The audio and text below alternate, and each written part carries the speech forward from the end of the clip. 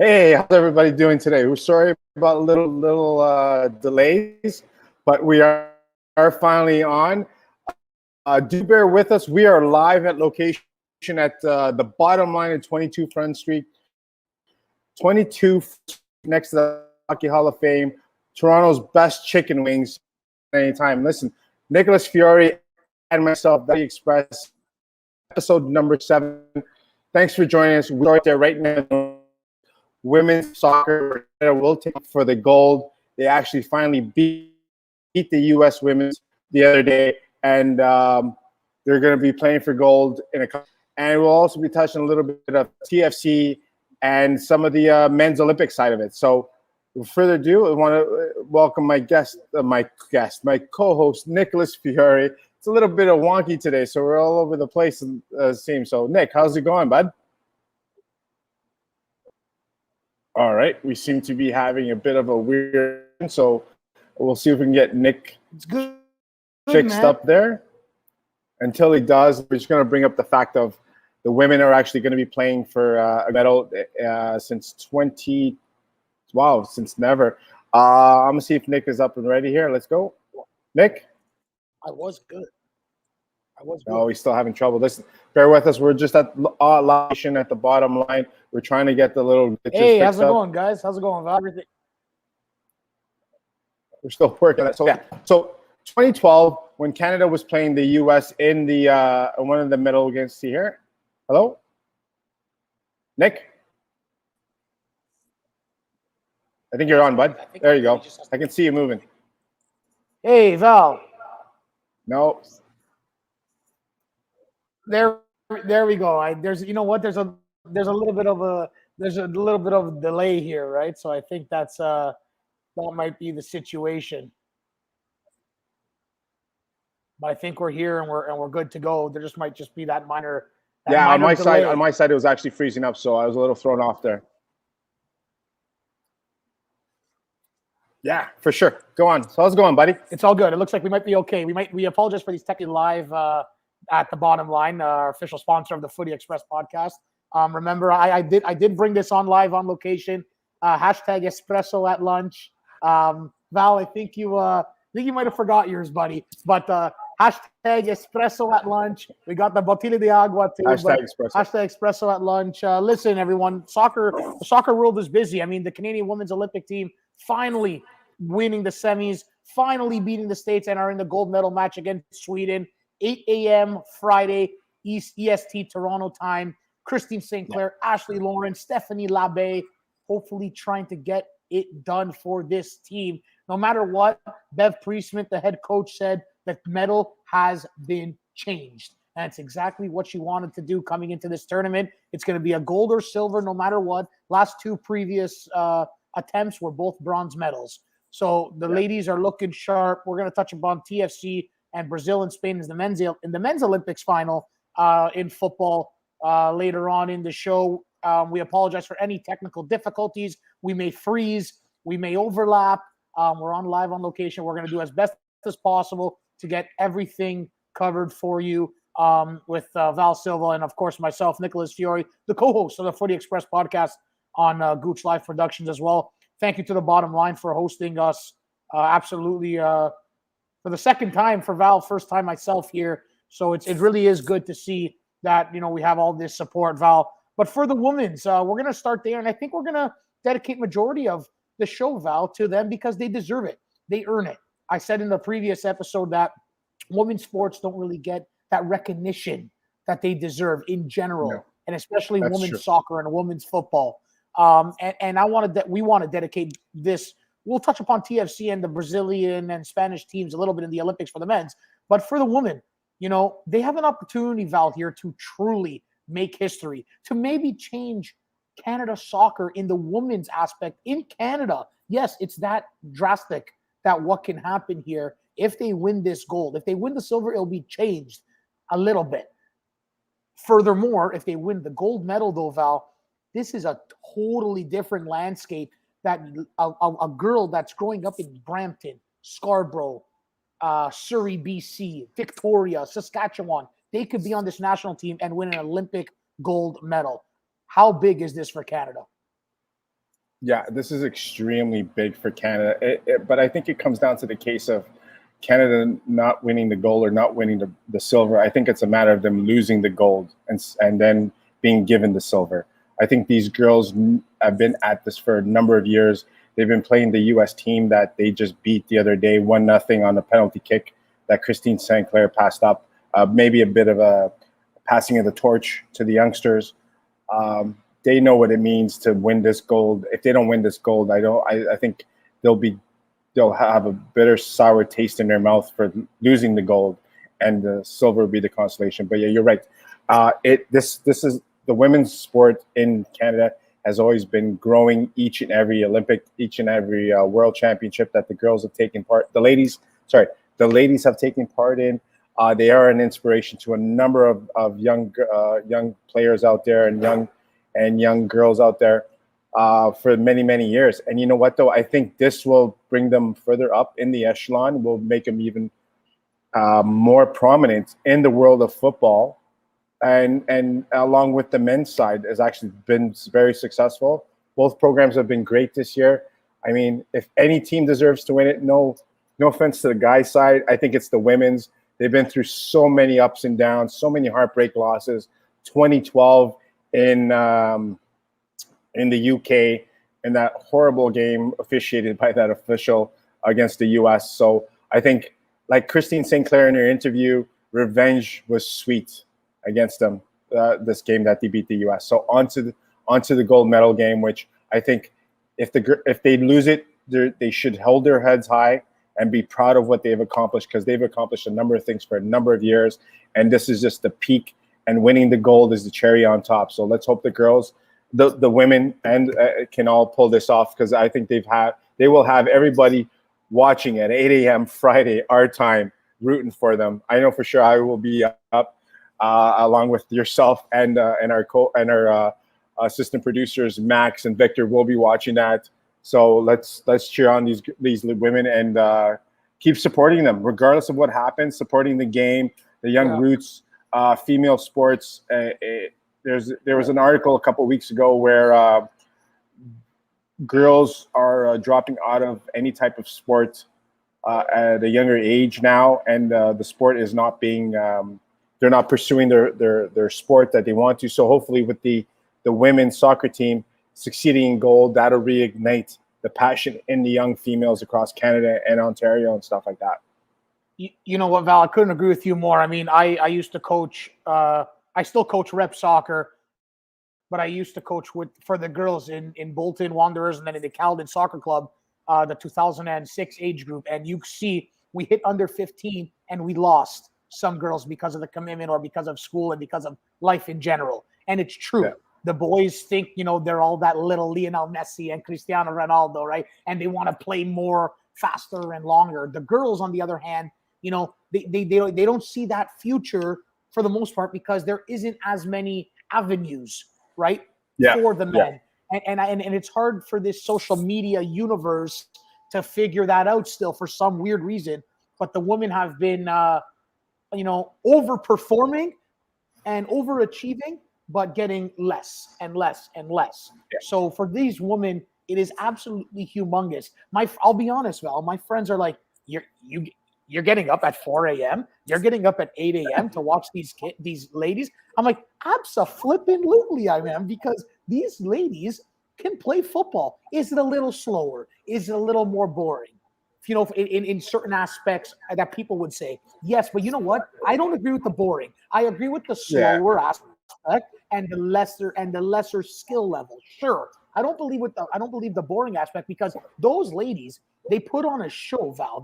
They go out there and they give it 110%. They can play.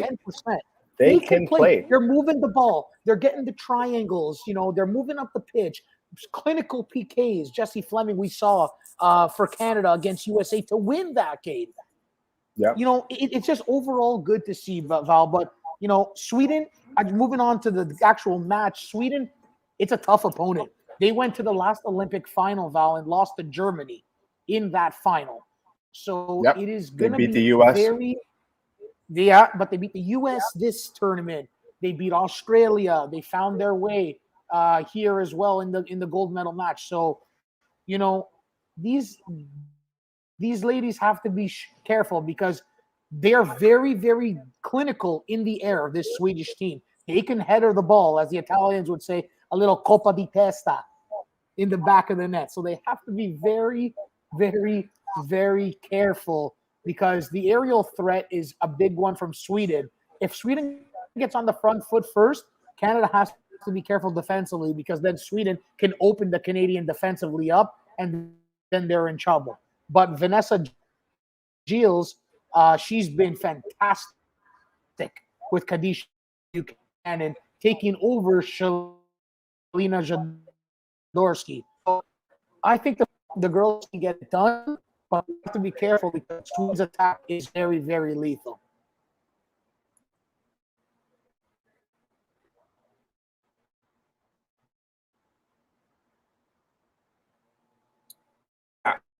But to be honest with you, one week into this pool, when we were talking about our a week and a half ago, Canada in that team, but Steph, who's been in net for them, has been tremendous. Been tremendous, like you said, like from Kadisha Buchanan, from Christine Sinclair. They have a goal, and their goal is to change that to that medal. You know what they're doing? They cohesive. You can say that the U.S. have showed that they've not been a unit throughout this tournament, but Canada, I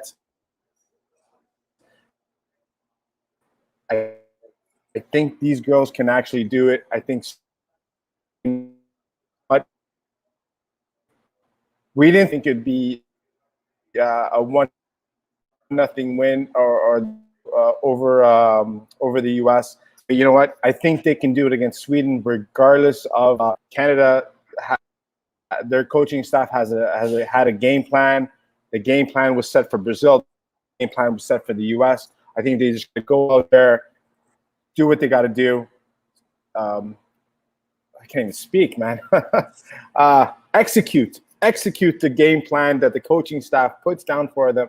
And I think by the end of 10 a.m., 10:30 a.m. Friday morning, your point, Nick, if to go back with some of your friends, people that you know, like you're getting up at 4 in the morning, you get up at 8 in the morning to watch the women's soccer game. I give you the equivalent.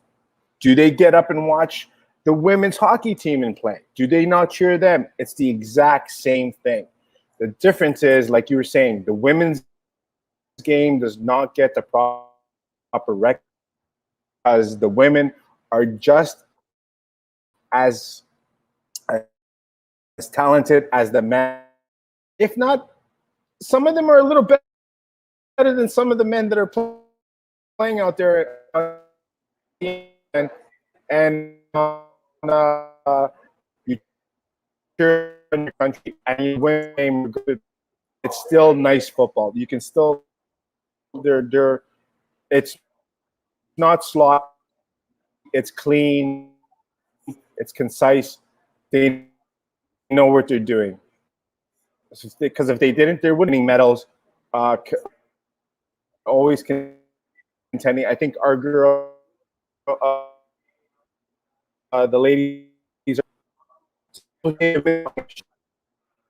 on honesty, you get up and watch the hockey side. Yeah, you might as well get up and support the women on the side. Yeah, I couldn't agree with you more. Val. It's one of those things where, like we all mentioned, the support is not always there for women in sports, and saying it's not competitive or it's not legit or it's not as hard as the men. But I disagree with all of those statements. I think this team can get it done. They have to rely on, in my opinion, the best player on the field for Canada, which is Ashley Lawrence. Ashley Lawrence is their best player on the pitch. And if they can rely on her down that right flank, there's possibilities of getting the job done for this Canadian women's side. It really would be crazy to say Canada winning gold medal in women's football. Like Like, when does that ever happen? I mean, the Canadian men's Olympic team under 23 always struggle to get back in. So, it's really something that Friday. these ladies can get to that next level. But I think these girls can do it. Stephanie Labbe in net is going to be humongous. How many penalty shot saves did she make in the quarterfinals versus Brazil, right? Couple of them, shot 4 and shot 5. Marta scored hers, which is basically by law. Meanwhile, Christine Sinclair actually missed hers for Canada at the first shooter there, but Labbe came up huge. She's turned the corner in this tournament because she wasn't the also mighty reliable goalkeeper that Canada has had. But since, this tournament and they progressing, Labbe has showed that she is legit, and Canada can get the job done if all of the right stars align, and it's a possibility.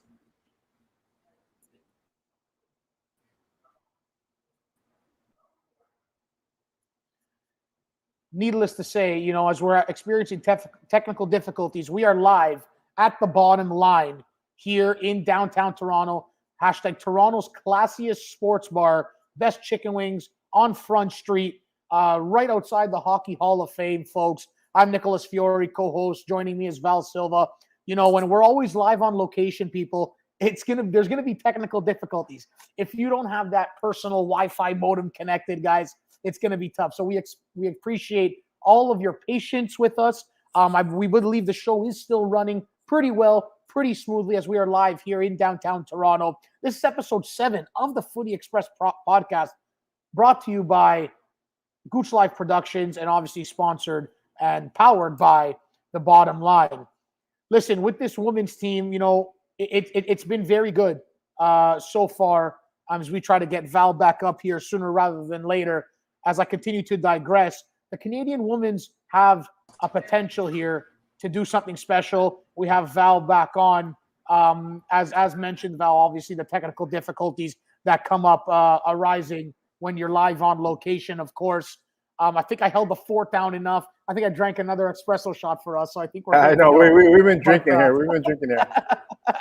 No, but I was just touching upon the Canadians, Val. Still, just our final prediction. I think before we move on, and we can always come back to this team because I think it's by right and we should. But I think the Canadians are going to get this done. Believe it or not, I say a 2-1 or even a 3-2 fashion. I think it might be a lot of goals in this game. I'm going to go with 2-1 at first for Canada. Could be 3-2 because there's so many possibilities and so much can happen, right, with this game. But I say Canada wins the gold, baby. I think we got it. Yeah, I agree with you. Hopefully I'm on too. I think we're doing a pretty good job. Thanks for everyone sticking out there, and especially like you said, you mentioned the bottom line, 22 Front Street. We will be here more and more on location on days. We will get this thing. It's our first date, but we're doing pretty good. But like I said, like you said, the women will win this game. I think I said it. I think everyone in here and outside of the patio is thinking the same thing, and across Canada. You're going for a 2-1 with a high-powered game. Like we've been discussing Stephanie Labbe for Team Canada. I think she will be the deciding factor. Janine Becky has been playing well. Kadisha Buchanan. You know what? I think our girls pull off another squeaker where it's 1-0 Canada. They were tight against Brazil. They were tight against the USA. I think this will be another tight one, but I think it'll just be 1-0. Don't be surprised if this goes to penalty kicks. Don't be surprised if this goes to penalty kicks, is all I'm going to say. Listen, we're going to go, let's go Canada, vamos Canada, and hopefully we can get this job done because I know I might be going to work a little bit late tomorrow, let's just say, because this Canadian team, I might be popping a champagne bottle at 10:30 in the morning. So, but let's hope. We're knocking on wood here at the bottom line. Listen, Val, as we move on quickly to Toronto FC, looks like our connections are getting a lot better here at the bottom line. TFC lost last night 3-0. It wasn't pretty. They got manhandled by Blake in net and the Philadelphia Union. 5-game unbeaten streak is over for TFC. Couple wins and 3 draws in that process. But something's still not there. And the something that is not there, in my opinion, is just the mental state. I think they're almost wrapping this season in a bow and saying c'est la vie, and then let's start again next season fresh. Because you have 5 games unbeaten and you go in Philly with Val, your strongest lineup other than Alejandro Pozuelo. That is your first playoff game. That is your MLS Cup final lineup just with Pozuelo in and maybe Delgado out or Osorio out. One of them. Probably not. Who knows? As we digress, right? Probably it would be Zavaleta out, Larrea back in, where the defensive, and then Pozuelo in. But we'll digress on that. But that's what I would do if it was an MLS Cup final game, is what I'm saying.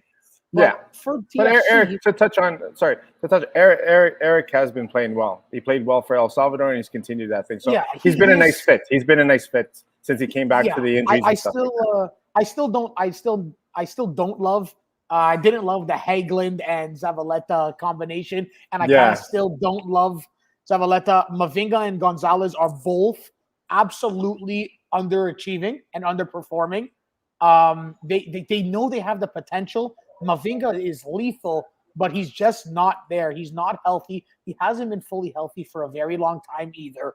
Yeah. So, it's the fact there had such an injury bug. They weren't home at the beginning of the season. TFC's not going to make the playoffs. I honestly, after yesterday, I don't think they have that run in them. I'm still going to be optimistic because I'm a diehard, and I went to the last game when they played brilliant, in my opinion, against Nashville, and they couldn't put the ball in the back of the net.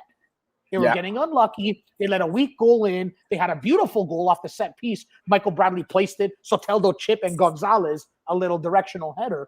But it's not enough, and it's not enough from TFC. And Javier Perez is doing so much. I don't think he's going to be the coach of this team starting next season. I think they're going to bring an outsourced guy in. It's a possibility that he is, obviously. I just don't see it. I think they should bring someone in, someone that is ready to work, ready to go, and understanding of the players. And you know who I think they might or should bring in? I have 2 names, and they were former players with this team, Val. And I don't know why that I think it might work. I think Danny Dicchio or Dwayne De Rosario. Bring them in and coach this team. Get that player connection. I don't know, something like these hardcore older guys. I don't know if they could run this young ship anymore, because the tide is changing for this TFC as I continue to bring the cliches into this conversation. I don't know, because TFC, Val, I swear to you, I truly believe they are an MLS Cup contender team. They are a top team in the MLS. Their starting lineup is insane, but they're not playing like it with so many variables. That's why I think this season is a scrap. But then again, if they don't play like this starting next season, then it's time to rebuild. So there's so many questions up in the air. Val, what's your opinion? Because I'm going crazy over here. You know what? I agree with you. Last night they were like Philadelphia, who currently sits in 5th spot and we're 11 points ahead of TFC. I mean, just think about it. If TFC had come out, not played such a dud of a game, they won that game, taking the 3 points, they would have been closer to a playoff spot in sneaking in, and then who knows what else could have happened. But yeah, you are correct. Last night's lineup was the best lineup they had fielded it, other than Pozuelo being in the lineup. Maybe like Coach Perez said yesterday, this type of game was due. They were due for a dud, but can they afford to have any duds moving forward when they're trying to get into that last playoff spot? Absolutely not. That's the thing, right? So like, you're right. They cannot afford to get any duds in there. They've got to go out and play and everything. I know Achara finally came back after being off for 16 months. The last time he played was the home opener, which I was at with my family, and he scored 2 goals. And ironically, TFC is actually playing New York FC this weekend, the team that he last played against. But he did make his return last night. Played okay. I still got to get in a little game shape. But yeah, you're right. They've got to get into the right mindset. They can't just stay on the fact that they were on a 5-game unbeaten streak. They got to go out there game after game after game and win, not tie, win. Unfortunately, Alex Bono was left to dry a couple times. One of the goals was just like a fluke goal where the striker for Philadelphia, the first goal, kind of turned around and the ball hit him in the back of the net. Alex was playing well, but like you said, they just kind of like maybe they were gassed mentally because they physically cannot be gassed. A lot of them have had time off. They should be in shape unless they're mentally gassed. So, like you said, these boys cannot afford to lose or give away any points, even if it's a draw or a tie for everyone out there. They need the points to get in there. But the most important thing is if this season is done, come next year, if they start the season off the way they did and playing at home, there needs to be some retooling. But I've been saying they need to be retooling their back forward defensemen because they have no backups. We saw that when Delgado had to go back and play defense because guys were on international duty and guys were injured. So TFC's management's got to work on getting the proper backups for their starters when there's a major injury or guys are in international duty.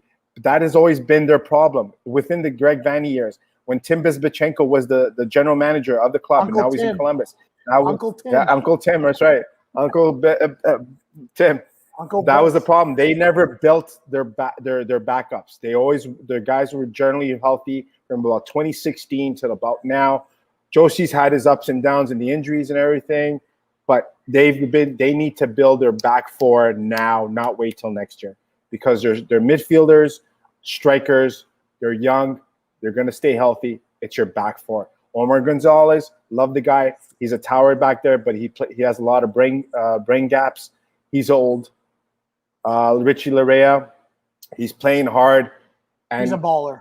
He's a baller for sure. And when you play that hard, you're prone to injuries more sooner rather than later. Chris Mavinga, I think he's playing a little better than he has last year. He had a major injury last year. He might be a few tweaks here and there.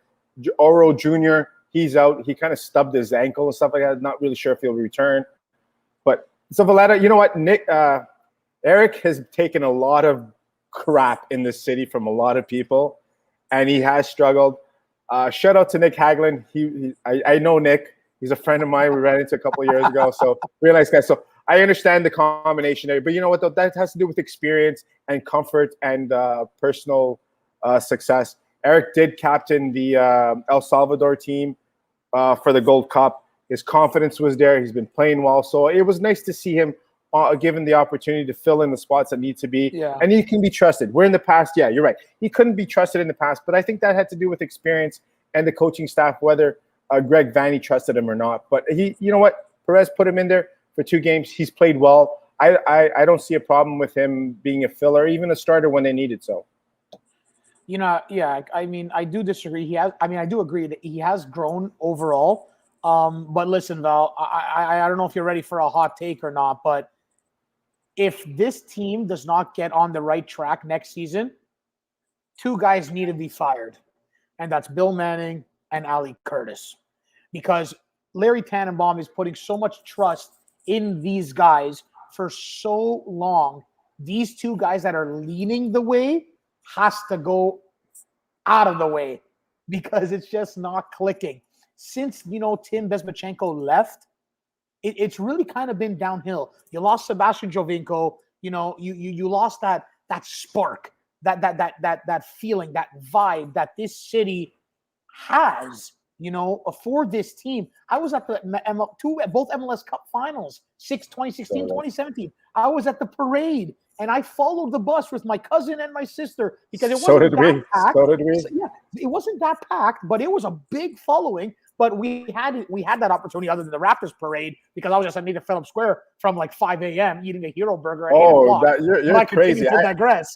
I was at the beginning of the parade, so with my son, so I was a smart one. No, well, whatever. I'm kind of smart when I want to be, right? No, but it's with these boys, it feels like the players are not really trusting Ali Curtis and Bill Manning. That's what I see. They're business guys and they need to be business guys. but they also need to get that relationship with the players. And Tim Bezbachenko had it. Greg Vanny had it. Tim Bezbachenko, we saw him so many times, my sister and I, because we used to get tons of tunnel access tickets for the game. We used to go to TFC. We had TFC2 season seat tickets, and he saw us, and I swear to you, Val, he said hi to us a few times, my sister and I. We did not say hi to him at the beginning, of course, but when you see someone maybe 6, 7, 10, 12 times, he actually started saying hi to us at a TFC2 match at the OSA in Vaughan. So, it's good to see that relationship was there. But Bill Manning and Ali Curtis don't have that. And they don't have that with the city. Ali a little bit, but Bill doesn't. It's all about results. And I agree. You need results. But if you're not getting results, the higher up has to go. And I think it might be time for them to go. I don't know for sure yet. We'll see next season. Really? I give them a short leash, but that's my opinion. That's my opinion. I know they're not on the pitch, but they are the guys in charge. I think I would reverse the players trusting Bill Manning more than they trust Ali Curtis. Because remember, Ali Curtis brought in Chris Armas and the fiasco that resulted, right? No, because they're both from New York Red Bulls, right? I don't disagree. You're right. Yeah, that's the only thing. But no, I think I don't see them firing Bill Manning in general. To be honest with you, he's helped build that team. He's helped get Sebastian Javenko. He actually had a hand in getting Seba in, Michael Bradley, Josie Altidore, and everything. But I think Ali Curtis has bigger shoes to fill. I mean, after the Chris Armas debacle and the fact of the boys starting the season the way they did, I think he's got a lot to do to build up his trust in the fan base and the team, the players themselves. I think that's the biggest thing, more than Bill Manning. Bill Manning's been a pillar for this club, and he's given the players everything they want. Like, heck, he offered, from what I understand, he offered Greg Vanny anything he wanted, but Greg just wanted to go home. Yeah, that's literally what it was. So, but I think Ali Curtis is the one who's on that short leash. I don't know. Is this his first year or second year? I'm so mixed up with time. But second, really second year. Third. So yeah. So I mean, he's got a lot to do. He's got a lot to do. And the thing is, they're one of the highest paid payrolls in the league, ironically. So we're and the MLS transfer window closes this week, if I'm not mistaken. So what are they really going to do? They're not doing nothing. They're not doing anything. They're not going to do anything.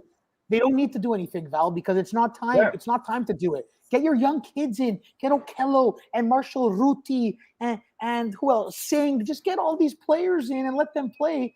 Because what's the point? They're not going on this run.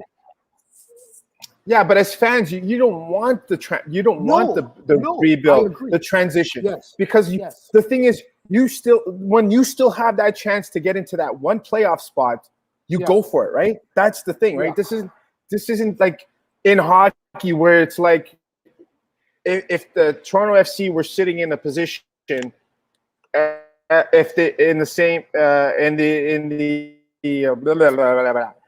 were sitting in the same position in the hockey bracket, then you do the rebuilding thing. You do the whole thing, right? But in soccer, you still have that chance. And once you get 2 years ago, when they made that run, there was nobody expecting them to go through DC United the way they did. Yeah. And to get to the final. Ironically, we should have won that final. Get on the roll, get in the last spot, and then just let the chips go. I think. But I think Alex is the one on the hot seats, and we just do not really. No. Yeah, that's the thing. Everyone's on the hot seat when you're not winning, right? Yeah, everyone's on the hot seat when you're not winning, Val. And you know what? It is what it is. They have to make sure they figure it out what they're gonna do. We'll touch upon the men's Olympics quick, Val, and it's Brazil and Spain in the final. Dani Alves and Richarlison leading Brazil against the Spaniards in Marco Asensio and Dani Olmo, 5 guys who were on the Spain Euro team in this men's Olympics under-23 final. I think Spain might get it done, but Dani Alves, the 40-plus-year-old, captaining the Brazilian side, because you're allowed 3 overagers in the Olympic football tournament. It's pretty crazy to see. But I think between Spain and Brazil, I think Spain might get it. Val, what do you think?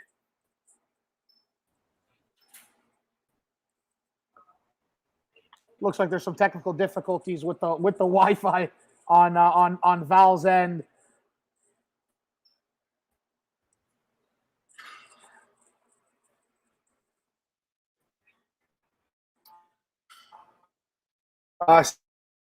Spain does. Listen, everyone, we appreciate everybody tuning in. Obviously there's going to be technical difficulties with the Wi-Fi here at the Bottom Line in downtown Toronto on 22 Front Street. Produced by, obviously, Gooch Life Productions. I'm Nicholas Fiore, co-host with Val Silva, co-host as well, who unfortunately his Wi-Fi hasn't been treating him properly. So we do appreciate everybody tuning in here on behalf of Max and Victor, our intern producers, and Kerry Goulet and Gooch Life Productions. Wayne Cowley here at the Bottom Line in downtown Toronto, Toronto's classiest sports bar, best wings in the city, and that's the Bottom Line. On behalf of Val Silva, my co-host, I'm Nicholas Fiore, co-host of the show. This was episode number 7 of the Footy Express podcast. Please follow on all social media platforms, Twitter, Instagram, Facebook, at the Footy Express podcast, at the Footy Express pod. Remember, use hashtag espresso at lunch. We appreciate everybody tuning in. Let's go, Canada. Stay safe out there and take care. Ciao.